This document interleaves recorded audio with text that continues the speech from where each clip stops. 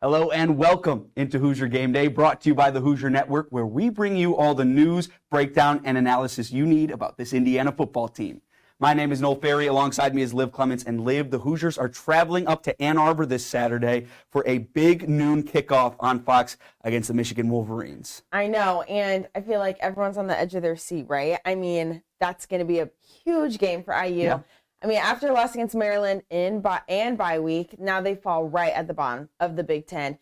And with Dexter Williams, we don't really know where he is right now, but I think that could be a key thing going into further games to kind of see where he goes. Right now, IU still has Taven Jackson, which is exciting. Hopefully he gets to improve a little bit, work on his accuracy. But I do think that Michigan game is going to be a hard one for IU. Yeah, you know, in situations with a team like Indiana where, you know, they're not really looking at a bowl game down the stretch, you almost think that this is their Super Bowl. You know, like they need to come into this thinking that this is the game if they want to have a meaningful season whatsoever. If you can pull off a win against a team like this, then maybe you have a different tone. But overall, I mean, going into this game, you just lost against Maryland, and you had your bye week. You're right at the bottom of the Big Ten, including the Big Ten East. I mean, it's tough to find any sort of juice or momentum to look forward to this game at all. Right. And, I mean, of course, they've had more changes. I mean, right now you have the new offensive coordinator with Rod Carey.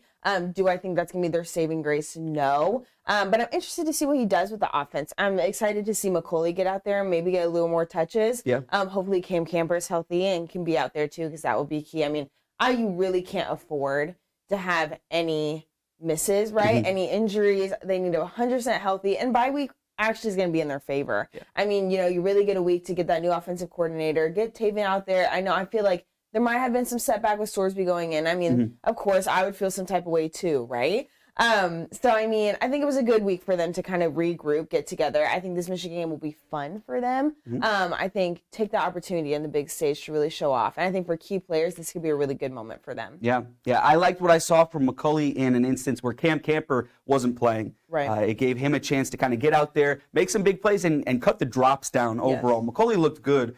And seeing Taven, you know, keep that starting job. Obviously, you know, you can say what you want about Sorsby coming in, throwing 2 touchdowns in garbage time against Maryland. But I think moving on now with Taven going forward is crucial. But he's got to be careful because, like you mentioned, Dexter Williams is getting healthier. He's nearing 100%. And it's not necessarily a situation where that starting spot is waiting for Dexter Williams. But, you know, I think, in my opinion, I haven't seen enough from anybody to say, this is this person's job 100% for the full season. Oh, I agree. I mean, if you really look at it, I think it's important to say that, like, there's no one has a set spot right now. I mean, you really thought Cam Camber was going to come in and be, like, the star receiver. Yeah. And he hasn't been. I mean, I love the Christian Turner plays that they've been making for him, right? So I think that you can't really expect anything. And I think with Dexter coming in, I think it'd be so cool to see because, I mean, like, that's the IU, like, morale, right? Yeah. Like, everyone wants that comeback. I mean, how fun would it be if he came back for, like, homecoming? I mean, right? Very like, true. That could be his own homecoming. Like, that'd be so fun. His homecoming. That's great. Right. That's great. So, I mean, there's so much still to desire from IU, but I think the season's not over, right? Yeah. I mean, they're around halfway through, but there's a lot to look forward to. So I think keep their fingers crossed, see what happens in Michigan, and from there, you just go to each game at a time. Yeah. I mean, you need to come into this game aggressive. If you want to have anything going for you, you need to come in guns firing and just giving it everything you had. There's a lot that needs to go wrong and a lot that needs to go right for Indiana to come away with a win in this game overall. Right. Exactly. But that's the latest on Indiana. Let's bring on our first special guest to take a closer look at their opponent this weekend, the Michigan Wolverines. Welcome back in. We have Riley Woodall in the studio with us today. Riley, thank you so much for joining us. Thank you for having me on. I appreciate you guys. Of course. Everything that you guys do, the amazing work. Yes. It's always a great day to talk some college football. Yes. It's a fun week. It's an amazing week. Wolverine... Maybe not for Indiana football, but to watch as a spectator. As a spectator, yes. Yeah. So IU's going into Michigan, right? Right. And I mean, they're 6-0, big team just nationally, but their schedule does rank 111th strength nationally. So does that 6-0 record really hold that much value? I mean, they haven't really played anyone in the top 25 and only playing 2, which is going to be Penn State and OSU. Yeah, it's a good question, and I'm glad you bring it up because that's the critique they've gotten, right? Same thing with Georgia, right? Georgia, defending national champs. It's like they play nobody, right? They've been challenged against Auburn, but yeah, But I would say yes, and for a couple reasons, right? You look at what they've done to the teams that they've played. They're taking care of the teams the way they should. 31-7 over Rutgers. Right. 45-7 over Nebraska, 249 rushing yards on the ground against, by the way, one of the best run defenses in the country. And then 52-10 over Minnesota. Oof. Ridiculous numbers, Lip. So I look at that, and I look at the way that they're playing. They're playing with confidence. Right. They play their game and impose the will on their opponent, that the way that they want to, right? They're playing the game the way they want to. There's no pressure on them to be a high-flying, high explosive, high scoring offense like in Ohio State. Michigan fans don't care how their team wins, right? They just care that they get the win. This defense, by the way, is just insane. It's like a boa constrictor. Yeah. Shout out to the Joel Klatt show, by the way. Great show. Everybody should listen. But there's an inevitability to Michigan and the way that they play, and there's an inevitability to their win because they have a system and they stick to it and it works. So no matter, for me, when I look at them, no matter how they start the game, I'm not worried because there hasn't been a team that's gotten them out of that rhythm. That's the key that teams are going to have to look at if they want to beat Michigan. They have to get them out of that rhythm because eventually, if you don't, they're going to wrap their fingers around you like a boa constrictor, and it's over. So good luck to teams that are trying to beat them there. It's going to be tough for them to beat. I mean, I see that because Michigan really has been in a flow, right? Yeah. They've just been coasting through. But I think it's fair to realize that with Michigan, they're a strong team, but I mean, Penn State and OSU are too. I mean, they're going against their Penn State rivals at Penn State, finish off the season with OSU, which will be also big. And those could be big teams they're going against in the Big Ten championship. So do you really think do you really think Michigan is ready for those big moments? Because I mean, that's different than playing IU, right? I mean, you really have to look into it, and they might have to prepare different for that. So do you really think they're going to be ready for that first challenge to really end the season? Yeah, well, I think you again, another really great question that everybody's wondering, right? Because, again, we haven't really seen them play a super tough opponent up until this point in time. You play Penn State at Happy Valley, which, in my opinion, might be the toughest place to play in college football. You can't hear somebody sitting right next to you like we are right now when that place is loud, right? So teams have to come in with silent counts and things like that. I look at four things in the Penn State game. Offensive and defensive line play. Last year, when Penn State and Michigan played, Michigan had 418 rushing yards on the ground. Are you kidding me? Are you kidding me? That's ridiculous. Those numbers are ridiculous. They had over 500 yards total. J.J. McCarthy didn't have to do anything. The stats aren't lying. No, they're not. No, they're not. But it's interesting we talk about quarterback play. That's the second thing I look at. Drew Aller is going to have to play his best game. Agree. They're going to have to play his best game because this Michigan defense, as we mentioned, is very, very good. And while Penn State has two great running backs in Nick Singleton and Katron Allen, the Penn State offensive line might struggle against the Michigan defensive line. So Drew Aller is going to have to shine. J.J. McCarthy, going into my third point about the crowd, is going to have to take the Penn State crowd out of it early. Yes. If they don't, the best formula for Michigan, if I'm Michigan, I'm going into there, and if I win the toss, I'm not deferring. I'm receiving the ball. I'm going down and scoring. And then if you stop Penn State, if they go 3 and out or something like that, sets the tone. And now all of a sudden this Penn State crowd, who's rowdy and raucous for the game, is lower. And that's the recipe for success for Michigan to come into. Lastly, coaching adjustments. James Franklin, love him, great coach, doing a lot of amazing things at Penn State. Not the best game day manager, right? Whereas Jim Harbaugh in Michigan, really, really good at adjustments. They're a really solid second half team. We saw that last year. We've seen it this year as well. They may struggle with teams in the first half, but they really find a way to put it together and adjust in the second half. So those are the four things I look at. However, I will say, even though I told you a couple weeks ago on the podcast, on the Pack the Rock podcast, that Michigan could win the national championship, that was my prediction, I think Penn State's going to win this game. Yeah, I think Penn State can do it. I think they can do it. I think that it's going to be so close. It's going to be such a close, fun game to watch. Overtime or not that close?